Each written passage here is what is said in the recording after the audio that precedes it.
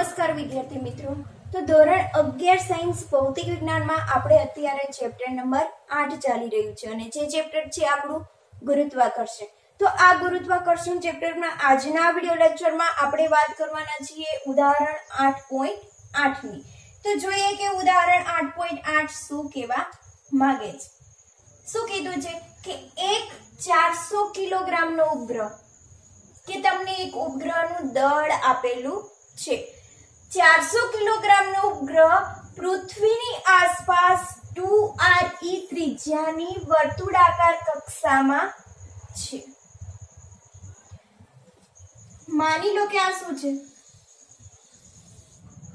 પૃથ્વી, અને પૃથ્વીની ફરતે જે વર્તુળાકાર કક્ષા આવેલી છે, થોડી નાની દોરીશું તો પૃથ્વીની ફરતે જે વર્તુળાકાર કક્ષા આવેલી છે એ વર્તુળાકાર કક્ષામાં એક 400 કિલોગ્રામનો શું આવેલો છે?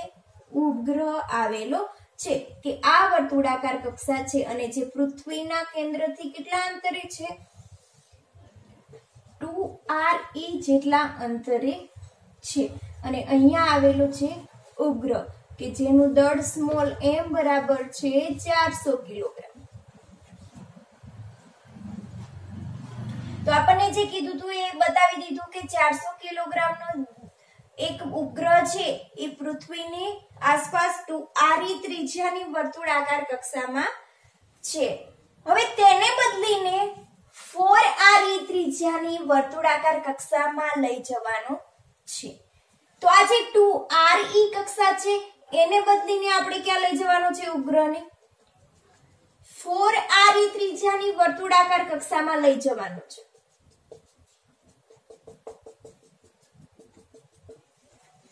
તો હવે આ 2RE માંથી બદલીને આ ઉપગ્રહને આપણે લઈ જઈશું અહીંયા, જેને અંતર છે 4RE। તો કેટલી ઊર્જાની જરૂર પડશે? સૌથી પહેલા માંગેલું છે ડેલ્ટા E બરાબર કેટલા? કે શરૂઆતમાં ઉપગ્રહ છે અહીંયા છે, 2RE ત્રિજ્યાની વર્તુળાકાર કક્ષામાં છે।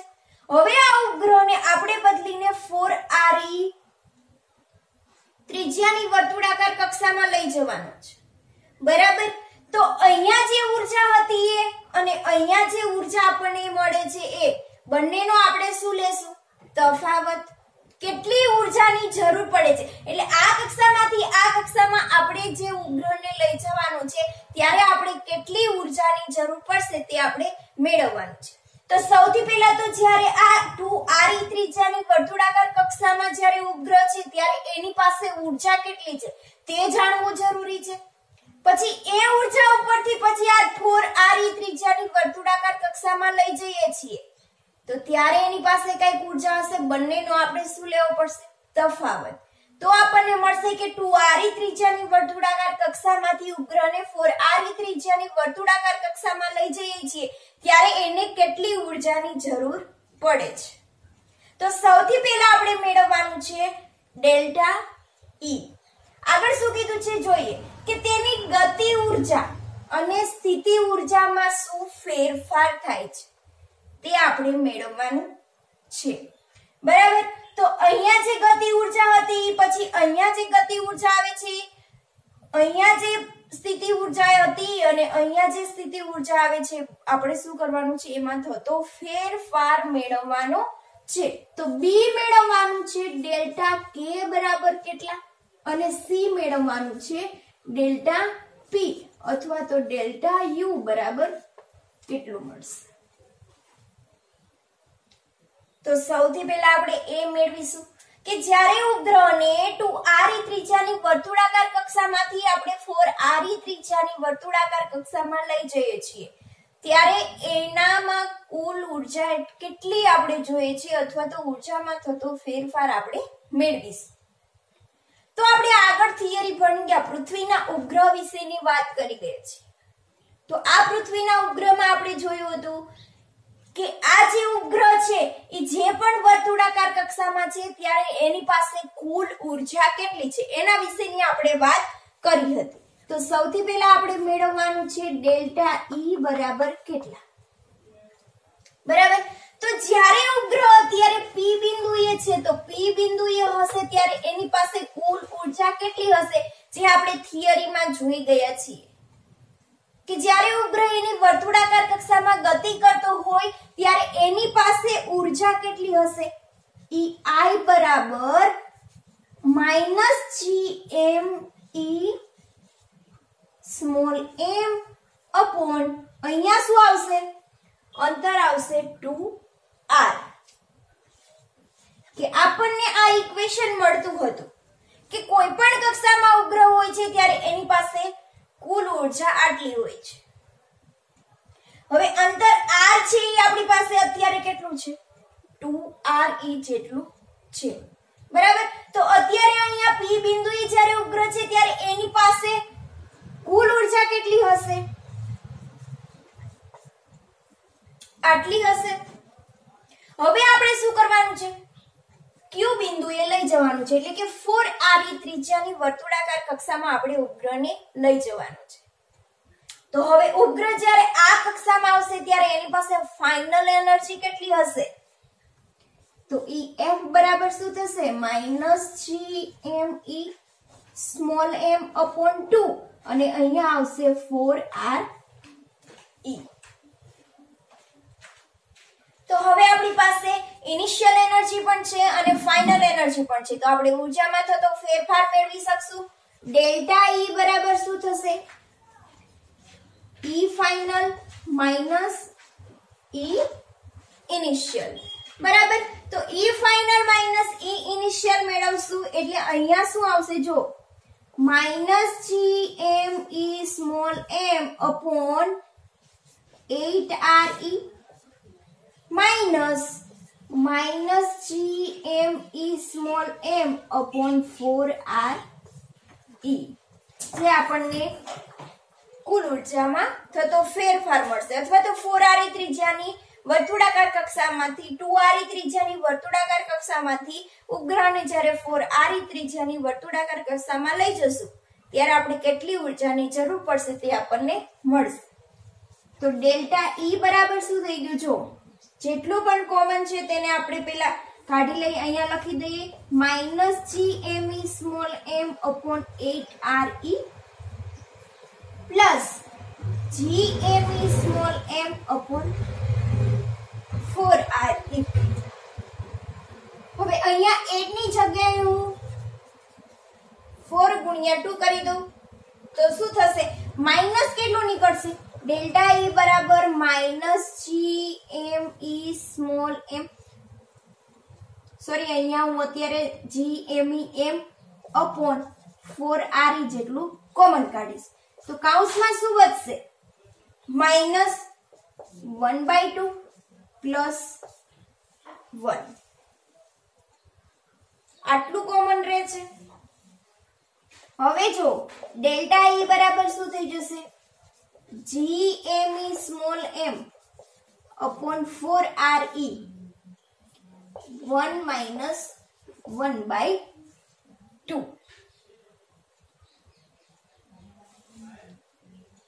હવે આનું સાદું રૂપ આપી દો તો ડેલ્ટા E બરાબર શું થઈ જશે,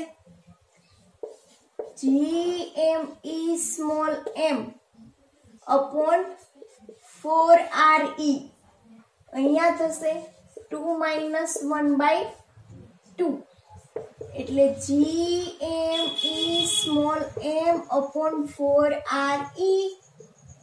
1/2, GME small m upon 8re, જે આપણને ડેલ્ટા E માં થતો ફેરફાર મળ્યો છે.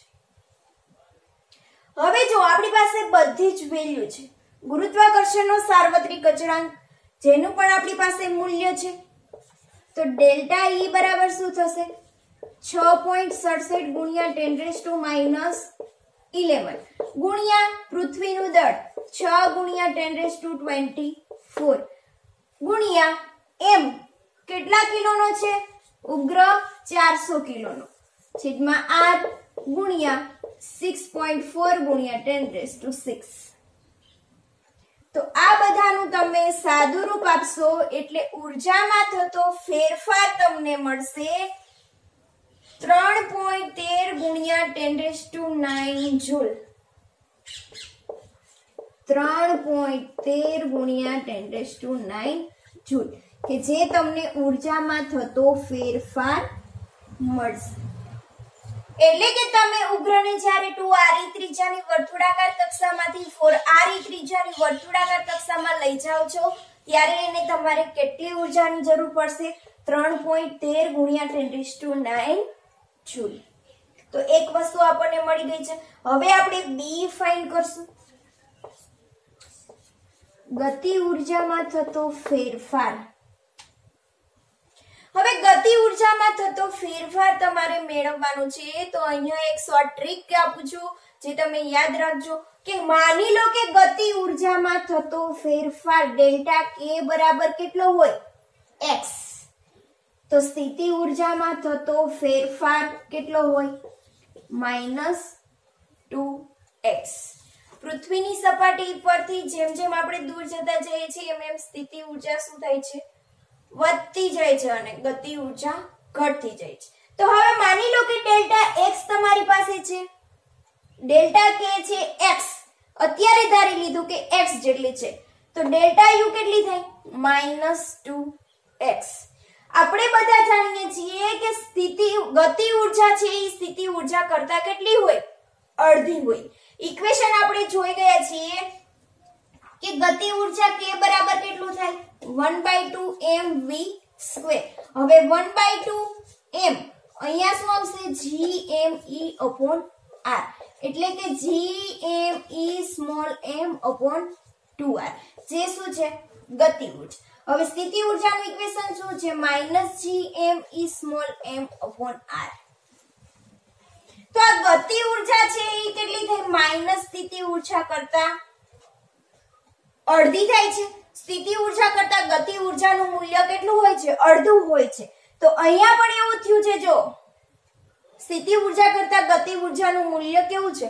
અડધું છે. તો આપણને કુલ ઉર્જામાં થતો ફેરફાર કેટલો મળે? -x જેટલો મળે. ગતિ ઉર્જામાં થતો ફેરફાર એટલે કુલ ઉર્જામાં થતો ફેરફાર આપણને મળશે -x જેટલો. એમસીક્યુ માં પણ તમારે આ ટ્રીક વાપરી શકો છો. જે યાદ રાખજો કે ગતિ ઉર્જા છે સ્થિતિ ઉર્જા કરતા હંમેશા કેટલી હોય? અડધી હોય. તો આપણને કુલ ઉર્જામાં થતો ફેરફાર કેટલો મળે? -x જેટલો. બરાબર. તો હવે જો અહીંયા આપણી પાસે ડેલ્ટા E નું મૂલ્ય છે. કેટલું છે? 3.13 ગુણ્યા 10⁹ જૂલ. પરંતુ આ મૂલ્ય કેવું છે આપણી પાસે અત્યારે? ધન મૂલ્ય છે. જો આપણી પાસે કુલ ઉર્જાનું મૂલ્ય ઋણ હોય તો આપણને ગતિ ઉર્જા કેટલી મળે? ધન મળે. કુલ ઉર્જાનું મૂલ્ય ઋણ હોય તો આપણને ગતિ ઉર્જા છે એ ધન મળે.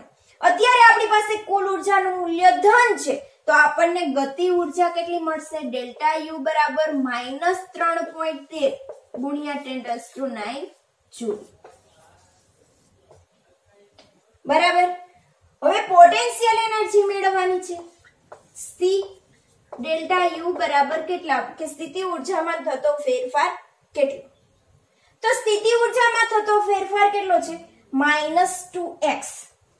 ડેલ્ટા U બરાબર -2x is equal to -2. x નું મૂલ્ય એટલે કે ગતિ ઉર્જામાં થતો ફેરફારનું મૂલ્ય કેટલું છે? -3.13 ગુણ્યા 10⁹ જૂલ.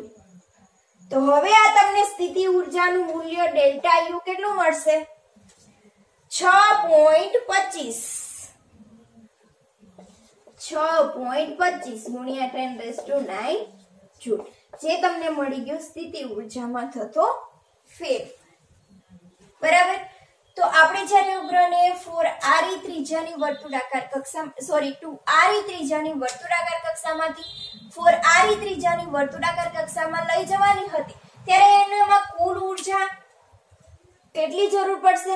ગતિ ઉર્જામાં થતો ફેરફાર અને સ્થિતિ ઉર્જામાં થતો ફેરફાર જે આપણે મેળવી લીધો છે. તો આ ટ્રીક ખાસ યાદ રાખજો.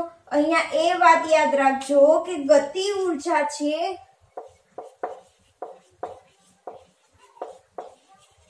એ સ્થિતિ ઉર્જા કરતા અડધી હોય.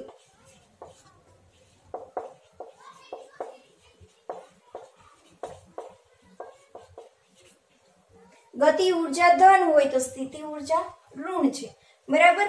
અને એનું મૂલ્ય કેટલું થાય? સ્થિતિ ઉર્જા કરતા અડધું. તો આ હતું ઉદાહરણ 8.8. હવે આપણે વાત કરીએ સ્વાધ્યાય 8.19. તો જોઈએ સ્વાધ્યાય 8.19 શું કહેવા માંગે છે કે પૃથ્વીની સપાટીથી 400 કિલોમીટર ઊંચાઈ એક ઉપગ્રહ કક્ષામાં ભ્રમણ કરે છે. ક્યાંથી? પૃથ્વીની સપાટી, બરાબર. તો આ પૃથ્વીની સપાટીથી આપણે કેટલી ઊંચાઈ પર? 400 કિલોમીટર. એટલે કે આટલી જે તમને હાઈટ h આપી છે એ કેટલી આપી છે? 400 કિલોમીટર. તો પૃથ્વીની સપાટીથી 400 કિલોમીટર ઊંચાઈ એક ઉપગ્રહ છે એ શું કરે છે? ભ્રમણ કરે છે.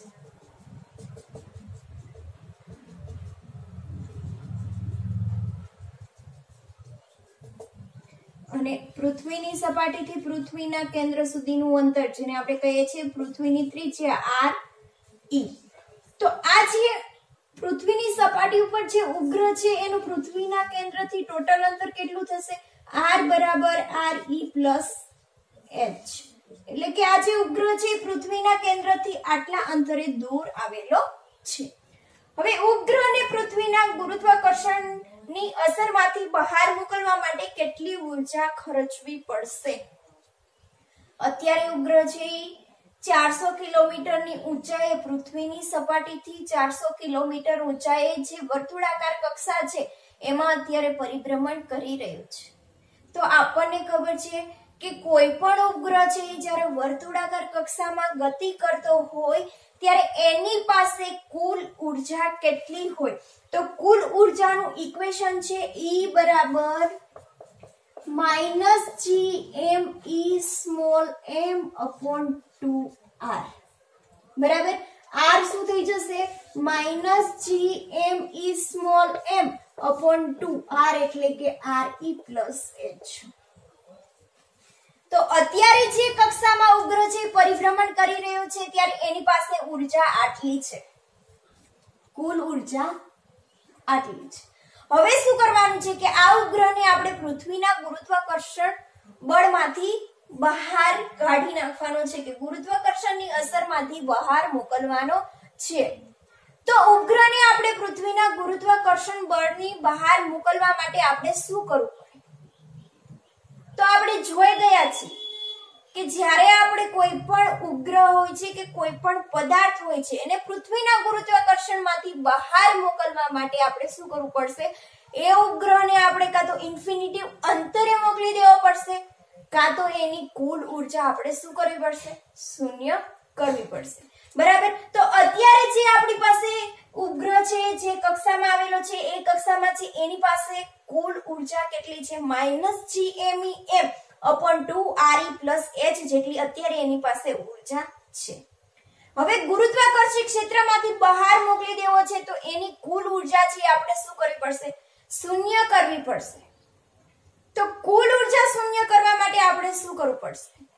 તો અત્યારે પદાર્થ માટે આટલી ઉર્જા છે તો આટલા જ મૂલ્યની આપણે શું કરવું પડશે? બહારથી એક્સટર્નલ એનર્જી આપવી પડશે. અને એ જે એક્સટર્નલ એનર્જી આપશું એટલે કુલ ઉર્જા એની શું થઈ જશે? શૂન્ય. અને ગુરુત્વાકર્ષણની અસરમાંથી પદાર્થ છે એ બહાર નીકળી જશે. તો અત્યારે જે પદાર્થ પાસે જે ઉર્જા છે એટલા જ મૂલ્યની આપણે એક્સટર્નલ એનર્જી આપવાની છે. તો એ એક્સટર્નલ એનર્જીનું મૂલ્ય કેટલું થશે? gme_m/2re plus h. હવે આટલા મૂલ્યની આપણે એને બહારથી એક્સટર્નલ એનર્જી આપશું એટલે ઉપગ્રહની કુલ ઉર્જા શું થશે? શૂન્ય. આ છે એ માઈનસ છે, આ છે એ પ્લસ છે, તો બંને શું થઈ જશે? કેન્સલ. કુલ ઉર્જા છે એ શૂન્ય થઈ જશે. અને કુલ ઉર્જા જ્યારે શૂન્ય થાય ત્યારે ઉપગ્રહ છે એ પૃથ્વીના ગુરુત્વાકર્ષણમાંથી શું થશે? બહાર નીકળી જશે. તો અત્યારે જે આપણે એને બહાર મોકલવા માટે જે ઉર્જા આપીએ છીએ એને આપણે કહીએ છીએ નિષ્ક્રમણ ઉર્જા. તો નિષ્ક્રમણ ઉર્જાનું મૂલ્ય આપણને મળે છે GMEM/2RE+H. તો આટલી ઉર્જા આપશું એટલે પદાર્થ છે ઉગ્ર છે પૃથ્વીના ગુરુત્વાકર્ષણ ક્ષેત્રમાંથી બહાર નીકળી જશે. તો આપણી પાસે G છે ગુરુત્વાકર્ષણનો સાર્વત્રિક અચળાંક, એનું પણ આપણી પાસે મૂલ્ય છે. M છે જે પૃથ્વીનું દળ છે એનું પણ મૂલ્ય આપણી પાસે છે. સ્મોલ m છે જે ઉપગ્રહનું દળ છે, સ્મોલ m કેટલું આપેલું છે આપણને પાછળ લખેલું છે 200 કિલોગ્રામ અને 2 છે અને Re+H નું મૂલ્ય પણ આપણી પાસે છે. બધી જ વેલ્યુ આપણી પાસે હોવાથી આપણે પુટ ડાઉન કરી દઈશું. તો E બરાબર શું થઈ જશે? G નું મૂલ્ય છે 6.67 ગુણ્યા 10⁻11 ગુણ્યા પૃથ્વીનું દળ કેટલું છે 6 ગુણ્યા 10⁻24 કિલોગ્રામ અને ઉપગ્રહનું દળ છે 200 છેદમાં 2. RE કેટલું છે? પૃથ્વીની ત્રિજ્યા 6400 કિલોમીટર. તો 6400 ગુણ્યા 10⁻³ એટલે મીટરમાં કન્વર્ટ થઈ જશે. પ્લસ ઊંચાઈ કેટલી છે 400 કિલોમીટર એટલે કે 400 ગુણ્યા 10⁻³ હવે બધું તમે સાદું રૂપ આપશો એટલે તમને આન્સર મળશે 5.88 ગુણ્યા 10⁹ જૂલ. ઉર્જા છે એ આપણને ખબર છે કે એનો એકમ જૂલ છે, બરાબર? તો એને આપણે જૂલમાં દર્શાવીએ. તો પદાર્થને જ્યારે આપણી આટલી ઉર્જા ખર્ચશું, આટલી ઉર્જા આપશું ત્યારે આ ઉપગ્રહ છે એ શું થશે? પૃથ્વીના ગુરુત્વાકર્ષણ ક્ષેત્રમાંથી બહાર નીકળી જશે. હવે આપણે વાત કરશું સ્વાધ્યાય 8.20 ની. તો સ્વાધ્યાય 8.20 શું કહેવા માંગે છે કે દરેકનું એક સોલાર એટલે કે સૂર્ય જેટલું 2 ગુણ્યા 10⁻³ કિલોગ્રામ દળ ધરાવતા બે તારા એકબીજા તરફ સન્મુખ એટલે કે હેડ ઓન સંઘાત માટે જઈ રહ્યા છે.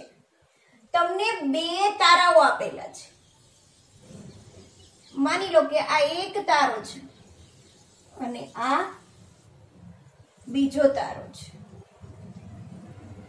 બંને તારાઓ છે એનું દળ તમને આપેલું છે સૂર્ય જેટલું, એટલે કે આનું દળ પણ છે સૂર્ય જેટલું, m બરાબર 2 ગુણ્યા 10⁻³ કિલોગ્રામ અને આનું પણ દળ આપેલું છે તમને m બરાબર 2 ગુણ્યા 13 કિલોગ્રામ.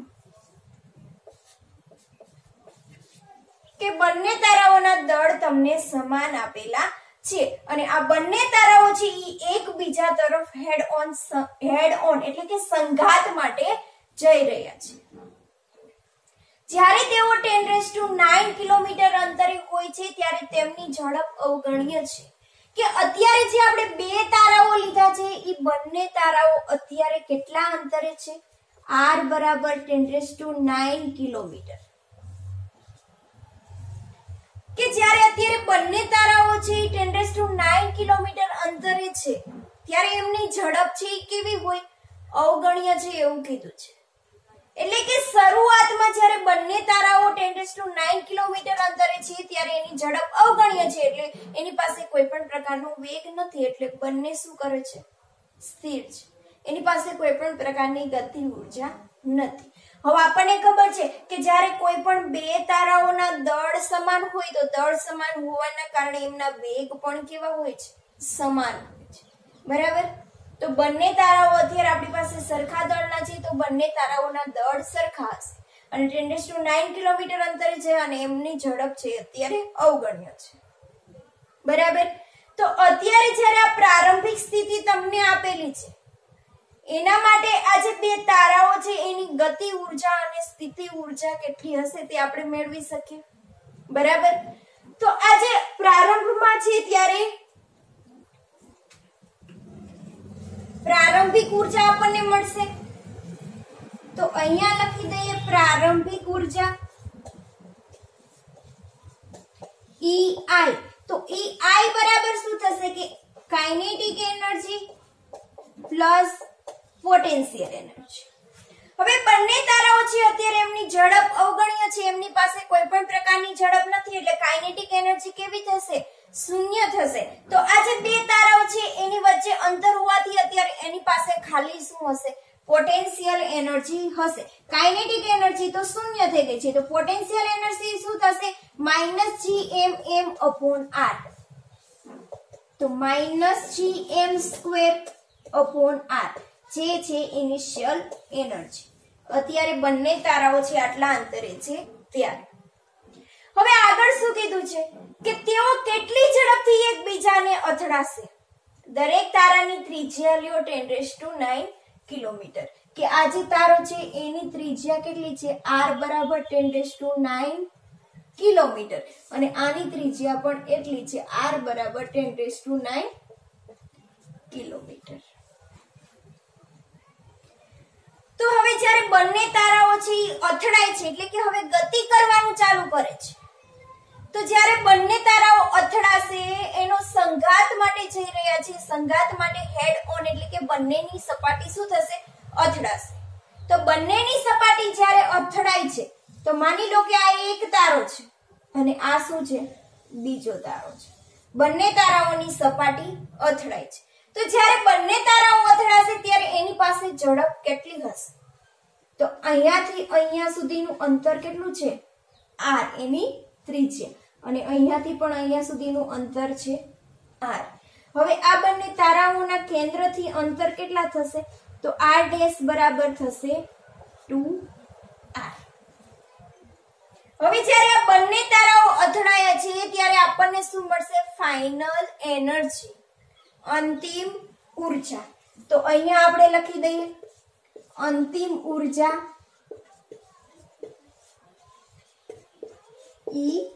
EF.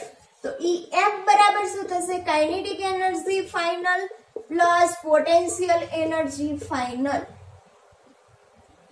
હવે બંને તારાઓ છે v વેગથી ગતિ કરી રહ્યા છે. કેટલી વેગથી? v વેગથી ગતિ કરી રહ્યા છે. તો બંને પાસે શું હશે? અહીંયા ફાઇનલ કહી દઈએ. તો બંને પાસે ગતિ ઊર્જા હશે. તો કાઇનેટિક એનર્જી કેટલી મળશે? 1/2mvf² પ્લસ 1/2mvf² પ્લસ જો બંને તારાઓ વચ્ચે કેન્દ્રથી અંતર આપણી પાસે છે 2r, એટલે બંને તારાઓનો શું હશે? સ્થિતિ ઊર્જા પણ એમની પાસે હશે, અને આ સ્થિતિ ઊર્જાનું મૂલ્ય છે -gm / અંતર કેટલું છે? r' જેટલું. તો અહીંયા શું થઈ જશે? mvf² -gm²/r', જે આપણને મળી ગઈ અંતિમ ઊર્જા. તો હવે ઊર્જા સંરક્ષણના નિયમ પરથી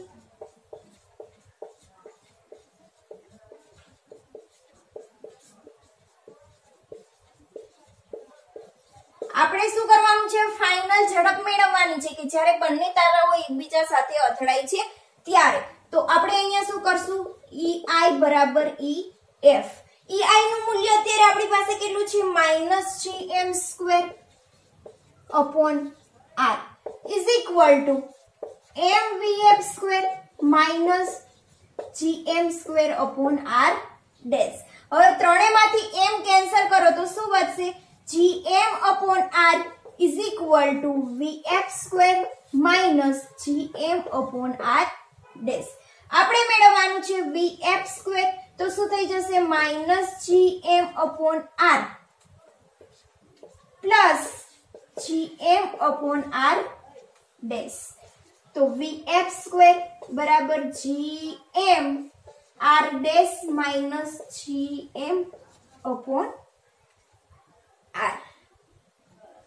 હવે gm બંનેમાંથી કેન્સલ કાઢી દો, 1/r' -1/r, જે મળે છે vf². હવે આ બધી જ વેલ્યુ આપણી પાસે છે. g એટલે ગુરુત્વાકર્ષણનો સાર્વત્રિક અચળાંક, જેનું મૂલ્ય છે 6.67 × 10⁻11. હવે સ્મોલ m છે એ શું છે? તારાનું દળ, જે છે 2 × 10⁻13 કિલોગ્રામ, કૌંસમાં 1/r'. r' શું છે? 2r. તો r ડેશ બરાબર 2r બરાબર 2 ગુણ્યા આ છે ત્રિજ્યા છે 10⁹ કિલોમીટર. તો અહીંયા 2 ગુણ્યા 10⁹ ગુણ્યા 10⁻³ શું થઈ જશે મીટર, એટલે કે 2 ગુણ્યા 10⁻12 મીટર. તો અહીંયા તમે મૂકી દો 2 ગુણ્યા 10⁻12 મીટર માઇનસ 1/r. કેટલું છે r બરાબર 10⁹ એટલે r બરાબર 10⁹ ગુણ્યા 10⁻³ મીટર, એટલે કે ઇઝ ઇક્વલ ટુ થઈ જશે 10⁻12 મીટર. તો અહીંયા તમે મૂકી દો 10⁻12 મીટર. બધી જ વેલ્યુ આપણે પુટ ડાઉન કરી દીધી છે. તો આપણને vf નું તમે સાદુરૂપ આપશો એટલે તમને એનું મૂલ્ય મળશે 2.6 ગુણ્યા 10⁻6 2.6 ગુણ્યા 10⁻6 મીટર પ્રતિ સેકન્ડ. કે જ્યારે બંને તારાઓ છે એકબીજા સાથે અથડાશે ત્યારે એની કેટલી ઝડપ હશે 2.6 ગુણ્યા 10⁻6 મીટર પ્રતિ સેકન્ડ. બરાબર. તો આ હતું ઉદાહરણ 8.20. આપણે વાત કરીએ સ્વાધ્યાય 8.21 ની. તો જોઈએ સ્વાધ્યાય 8.21 શું કહેવા માંગે છે કે એક સમક્ષિતિજ કોષ્ટક પર દરેકનું 100 કિલોગ્રામ દળ 0.10 મીટર ત્રિજ્યા હોય તેવા બે ભારે ગોળાઓને એકબીજાથી 1 મીટર અંતરે મૂકેલા છે. કે તમને શું આપેલું છે કે બે ભારે ગોળાઓ આપેલા છે અને આ બંને ગોળાઓનું દળ તમને આપેલું છે 100 કિલોગ્રામ અને આનું પણ દળ છે 100 કિલોગ્રામ. હવે આ બંને છે એની ત્રિજ્યા પણ કેટલી છે સેમ છે. r બરાબર કેટલી આપેલી છે 0.10 મીટર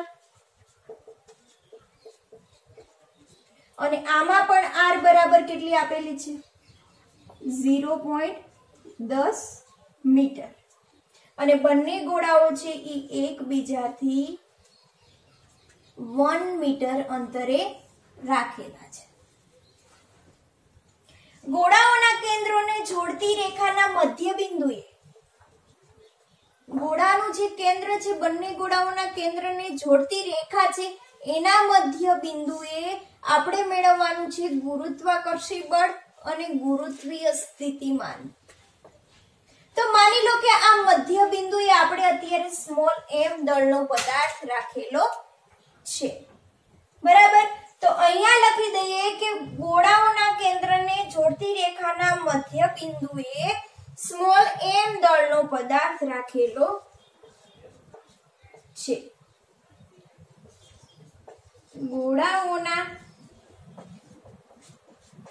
કેન્દ્રને જોડતી રેખાના મધ્ય બિંદુએ સ્મોલ m દળનો પદાર્થ રાખેલો છે.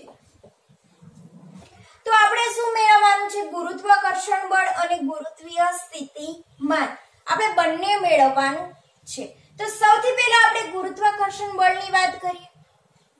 તો ગુરુત્વાકર્ષણ બળની વાત કરશું તો જો કે આ જે m દળનો પહેલો પદાર્થ છે એ m દળનો પહેલો પદાર્થ છે એના કેન્દ્રથી આ સ્મોલ m દળનો જે પદાર્થ મૂકેલો છે ત્યાં સુધીનું અંતર r ડેશ બરાબર કેટલું થશે 0.5 મીટર અને આ પણ કેન્દ્રથી એનું અંતર કેટલું થશે 0.5 મીટર. હવે બંને ગોળાઓના દળના મૂલ્ય કેવા છે સમાન છે. હવે દળના મૂલ્ય સમાન છે બંને ગોળાઓ સરખા અંતરે આવેલા છે તો બંને ગોળાઓ દ્વારા સ્મોલ m દળના પદાર્થ ઉપર ગુરુત્વાકર્ષણ બળ કેવું લાગશે સરખું લાગશે. બરાબર.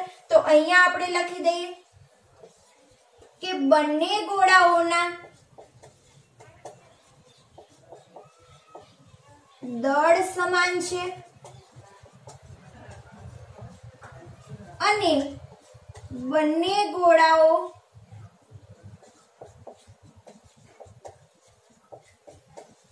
m દળના ગોળાથી સરખા અંતરે આવેલા છે।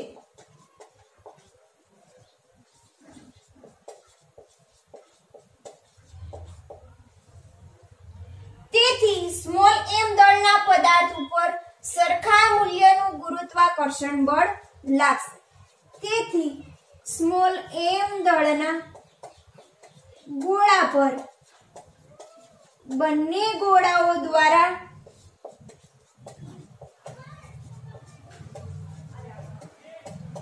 સરખા મૂલ્યનું ગુરુત્વાકર્ષણ બળ લાગશે। હવે સરખા મૂલ્યનું ગુરુત્વાકર્ષણ બળ લાગે છે, પરંતુ ગુરુત્વાકર્ષણ બળ એ કેવી રાશિ છે? સદિશ રાશિ છે। હવે સદિશ રાશિ હોવાથી શું થશે? આપણે એની દિશા પણ લેવી પડશે। તો આ ગુરુત્વાકર્ષણ બળ જે લાગી રહ્યું છે એનું મૂલ્ય અને દિશા બંને જોશો તો મૂલ્ય તો સ્મોલ m દળના પદાર્થ ઉપર સરખું ગુરુત્વાકર્ષણ બળ લાગે છે, પરંતુ દિશાઓ બંને કેવી હશે? વિરુદ્ધમાં। હવે દિશાઓ વિરુદ્ધમાં હોવાથી સ્મોલ m દળના પદાર્થ ઉપર ગુરુત્વાકર્ષણ બળનું મૂલ્ય આપણને કેવું મળશે? 0।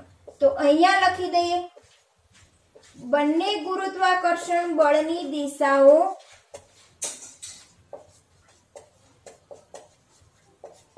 પરસ્પર વિરુદ્ધ હોવાથી m દળના પદાર્થ પર ગુરુત્વાકર્ષણ બળ 0 મળે છે। તો આપણે એક વાત થઈ ગઈ છે કે ગુરુત્વાકર્ષણ બળ આપણને કેટલું મળે છે? 0 મળે છે। હવે બીજું આપણને મેળવવાનું કીધું છે ગુરુત્વીય સ્થિતિમાન। તો ગુરુત્વીય સ્થિતિમાનને આપણે શું કરીએ છીએ? v વડે દર્શાવીએ છીએ અને ગુરુત્વીય સ્થિતિમાનનું ઇક્વેશન શું છે? v બરાબર -gm/r। તો અહીંયા ગુરુત્વીય સ્થિતિમાનનું શું મળશે? એટલે બંને ગોળાઓ દ્વારા ગુરુત્વીય સ્થિતિમાન છે સ્મોલ m દળના પદાર્થ ઉપર મળશે। એટલે v બરાબર શું થઈ જશે? v + v2। હવે v1 નું મૂલ્ય શું થશે? -gm અપોન બંને વચ્ચેનું અંતર જે કેટલું છે? r/2 જેટલું। r' બરાબર શું થઈ જશે? r/2 અને અહીંયા પણ r' બરાબર થઈ જશે r/2। એટલે અહીંયા અંતર મળશે r/2। હવે પ્લસ આના દ્વારા વિદ્યુતીય સ્થિતિમાન -gm અપોન r/2। તો આ 2 છે એ ઉપર જતા રહે તો -2gm upon r -2gm upon r total કેટલું થઈ જશે? -4gm upon r। તો વિદ્યુત સ્થિતિમાન v -4 ગુણ્યા g નું મૂલ્ય 6.67 ગુણ્યા 10⁻11 ગુણ્યા 100 કિલોગ્રામ છેદમાં અંતર r કેટલું છે? 1 મીટર। તો આ v નું તમે સાદું રૂપ આપશો તો તમને આન્સર મળશે -2.7 ગુણ્યા 10⁻8 -2.7 ગુણ્યા 10⁻8 જૂલ પ્રતિ કિલોગ્રામ। હવે આ વિદ્યુતીય સ્થિતિમાનનું મૂલ્ય લેવાથી બંને બાજુ આપણે માનાંક કરી દઈશું।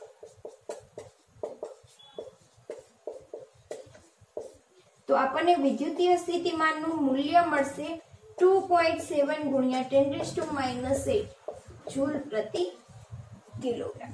જે આપણને માંગ્યું હતું તે આપણે મેળવી લીધું છે। બરાબર।